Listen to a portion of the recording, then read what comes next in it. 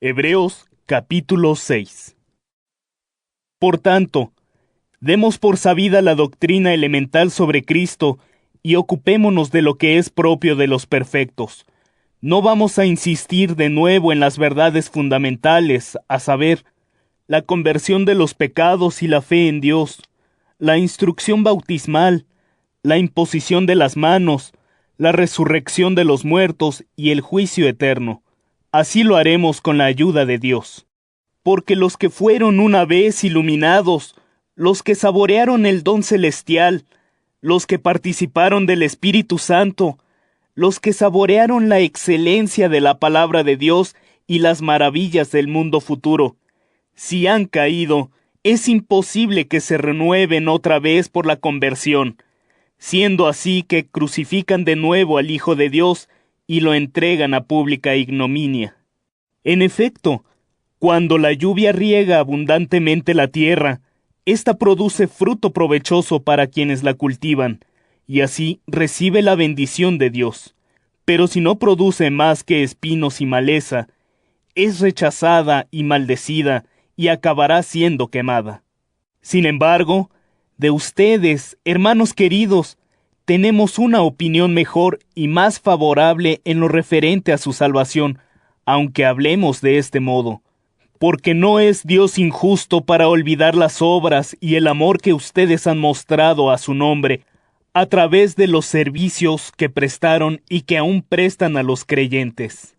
Solo deseamos que cada uno de ustedes dé hasta el final muestras del mismo entusiasmo en orden a la plena realización de su esperanza, de modo que, en lugar de descuidarse, sigan el ejemplo de aquellos que, por su fe y su perseverancia, son ya herederos de las promesas divinas. Así, cuando Dios hizo la promesa a Abraham, no teniendo otro mayor por quien jurar, juró por sí mismo, diciendo: Te colmaré de bendiciones y haré innumerable tu descendencia. Y así, gracias a su firme esperanza, obtuvo Abraham la realización de la promesa. Los hombres juran por alguien que es mayor que ellos, y el juramento es una garantía que pone fin a toda discusión. Por eso también Dios, queriendo mostrar más solemnemente a los herederos de la promesa que su resolución no cambiaría, hizo un juramento, para que, apoyados en esas dos garantías inmutables, según las cuales es imposible que Dios engañe, nos veamos firmemente impulsados a adherirnos a la esperanza que se nos propone. Esperanza a la que nos aferramos como ancla segura y firme para nuestra vida, y que penetra hasta el interior del santuario, a donde ya ha entrado Jesús como precursor nuestro, en calidad de sumo sacerdote para siempre, a la manera de Melquisedec. Hebreos capítulo 7. Este Melquisedec, rey de Salem y sacerdote del Dios Altísimo, salió al encuentro de Abraham cuando éste regresaba de vencer a los reyes y lo bendijo. Abraham, por su parte, le dio el diezmo de todo. Melquisedec, cuyo nombre significa en primer lugar Rey de Justicia y luego Rey de Salem, es decir, Rey de Paz, se presenta sin padre, ni madre, ni antepasados. No se conoce el comienzo ni el fin de su vida, y así, a semejanza del Hijo de Dios, es sacerdote para siempre. Consideren, pues, la grandeza de aquel a quien el patriarca Abraham dio el diezmo del botín. También los descendientes de Leví, que reciben el sacerdocio, tienen, según la ley, el derecho de exigir el diezmo de los bienes del pueblo, es decir, de sus hermanos, aunque éstos sean también de la descendencia de Abraham. Pero Melquisedec, que no pertenecía al mismo pueblo, recibió el diezmo de los bienes de Abraham y bendijo al que Dios había hecho depositario de sus promesas. Ahora bien, no hay duda alguna de que es el superior quien bendice al inferior.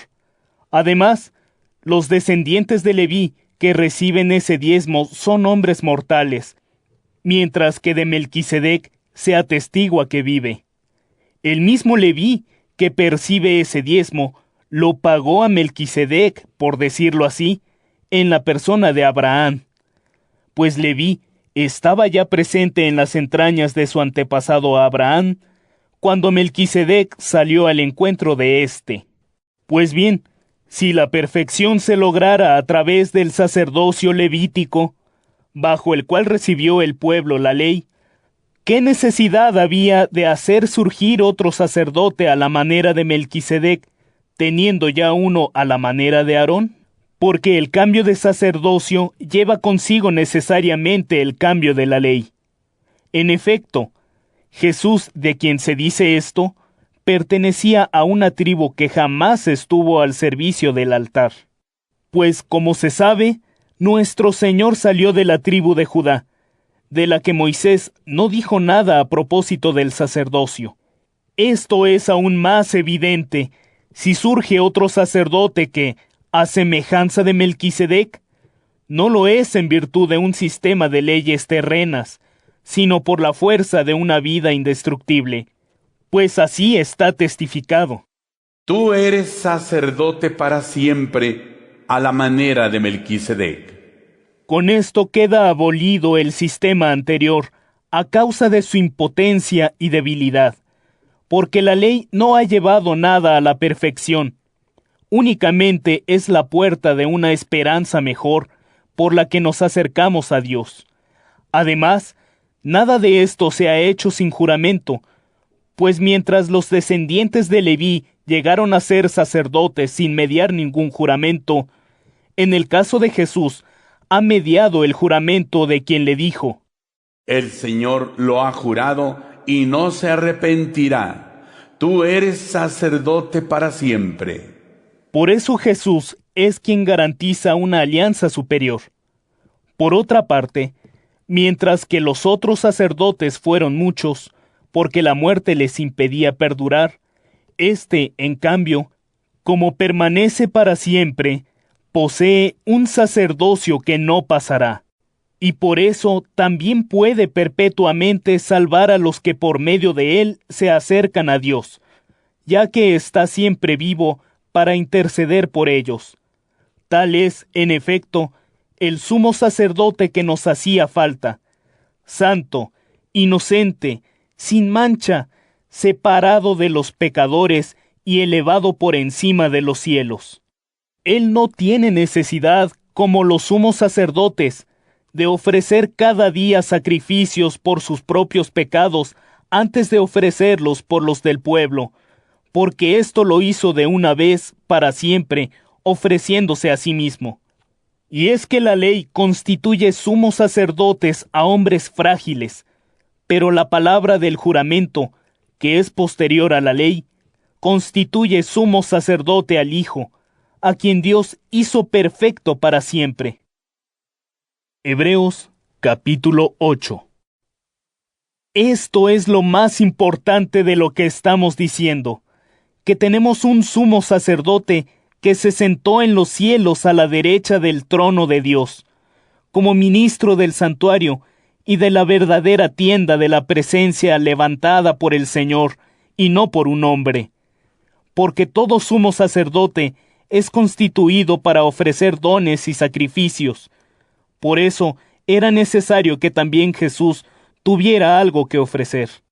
Pero si Jesús continuara sobre la tierra, no sería ni siquiera sacerdote, porque ya existen sacerdotes que ofrecen los dones según la ley. Estos sacerdotes celebran un culto que es solo una imagen, una sombra de las realidades celestes, según la advertencia divina hecha a Moisés, cuando se disponía a construir la tienda de la presencia. Mira, le dijo, hazlo todo conforme al modelo que se te mostró en la montaña. Pero ahora Jesús ha recibido un ministerio tanto más elevado cuanto que es mediador de una alianza superior y fundada en promesas mejores. En efecto, si la primera alianza hubiera sido perfecta, no habría sido necesario buscar una segunda. Pero es un reproche el que Dios les hace cuando dice: Vienen días, dice el Señor, en que yo haré con el pueblo de Israel y de Judá una alianza nueva, no como la alianza que hice con sus antepasados cuando los tomé de la mano para sacarlos de Egipto.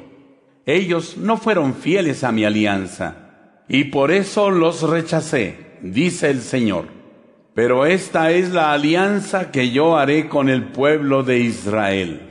Después de aquellos días, dice el Señor, pondré mis leyes en su mente y las escribiré en su corazón.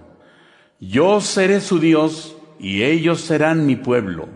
Nadie tendrá ya que instruir a su vecino ni a su hermano diciendo: conoce al Señor, porque todos me conocerán, desde el menor hasta el mayor, pues yo perdonaré su maldad y no me acordaré más de sus pecados. Al decir alianza nueva, Dios ha declarado vieja a la primera. Ahora bien, lo que se vuelve viejo y anticuado está a punto de desaparecer. Hebreos capítulo 9. La primera alianza tenía también sus reglas cultuales y su santuario terrestre. En efecto, en primer lugar, se levantaba la parte de la tienda, llamada el lugar santo, en la que se encontraban el candelabro, la mesa y los panes de la ofrenda. Detrás del segundo velo estaba la parte de la tienda llamada el lugar santísimo, con un altar de oro para el incienso y con el arca de la alianza totalmente recubierta de oro. En esta se guardaba una urna de oro que contenía el maná, la vara de Aarón que había florecido y las tablas de la alianza. Encima del arca estaban los querubines de la gloria que cubrían con su sombra la cubierta de oro llamada propiciatorio. Pero de todo esto no hay por qué hablar ahora con detalle. Dispuestas así las cosas, en la primera parte de la tienda entran en todo tiempo los sacerdotes para celebrar el culto. Pero en la segunda parte no entra más que el sumo sacerdote, una vez al año, llevando siempre sangre que ofrece por sus pecados y por los pecados involuntarios del pueblo. El Espíritu Santo daba a entender así que el camino del santuario no había sido aún manifestado mientras subsistiera la antigua tienda. Esta, en efecto, era una imagen de lo que sucede ahora, por cuanto en ella se ofrecen dones y sacrificios que tampoco pueden hacer perfecto interiormente al que los ofrece, ya que esos alimentos, bebidas y purificaciones diversas no son más que prescripciones humanas válidas solo hasta el momento señalado para instaurar el nuevo orden de cosas. Cristo, en cambio, ha venido como sumo sacerdote de los bienes definitivos, por medio de una tienda más grande y más perfecta, no hecha por hombres, es decir, no es de este mundo. Mediante su propia sangre, y no por medio de la sangre de chivos y de toros, Cristo entró de una vez para siempre en el santuario, habiendo conseguido una redención eterna. Porque si la sangre de chivos y toros y las cenizas de una ternera con las que se rocía a las personas en estado de impureza tienen poder para restaurar la pureza exterior, ¿cuánto más la sangre de Cristo, que por el Espíritu Eterno se ofreció a sí mismo a Dios como víctima perfecta, purificará nuestra conciencia de las obras que conducen a la muerte, para que podamos dar culto al Dios vivo? Por esto, Cristo es el mediador de la nueva alianza, pues Él ha borrado con su muerte las transgresiones de la antigua alianza, para que los elegidos reciban la herencia eterna que se les había prometido. Porque para que un testamento tenga efecto, es necesario que se produzca la muerte de quien lo hizo, ya que el testamento solo entra en vigor en caso de muerte, pero permanece inválido mientras vive quien lo hizo. Por eso mismo, tampoco la primera alianza fue inaugurada sin derramamiento de sangre. Moisés, En efecto, después de proclamar todos los mandamientos de la ley ante el pueblo, tomó la sangre de los toros y de los chivos, la mezcló con agua, y valiéndose de un poco de lana roja y de una rama de hisopo, roció no solo el libro de la ley, sino también a todo el pueblo, al tiempo que decía: «Esta es la sangre de la alianza que Dios hace con ustedes». Del mismo modo, roció con la sangre la tienda de la presencia y todos los utensilios del culto. Y es que, según la ley, casi todo debe ser purificado por la sangre, ya que sin derramamiento de sangre no hay perdón. Tales ritos eran necesarios para purificar lo que solo era una representación de las realidades celestiales. Pero las mismas realidades celestiales necesitaban sacrificios más valiosos que estos. Por eso Cristo no entró en un santuario construido por hombres, que no pasa de ser simple imagen del verdadero, sino en el mismo cielo, a fin de presentarse ahora ante Dios para interceder por nosotros. Tampoco tuvo que ofrecerse a sí mismo muchas veces, como el sumo sacerdote, que entra en el santuario una vez al año con sangre ajena. De lo contrario, debería haber padecido muchas veces desde la creación del mundo, siendo así que le bastó con manifestarse una sola vez, en este tiempo final, para destruir el pecado con su sacrificio. Y así como está decretado que los hombres mueran una sola vez, después de lo cual vendrá el juicio, así también Cristo se ofreció una sola vez para tomar sobre sí los pecados de la multitud, y por segunda vez aparecerá, ya sin relación con el pecado, para dar la salvación a los que lo esperan.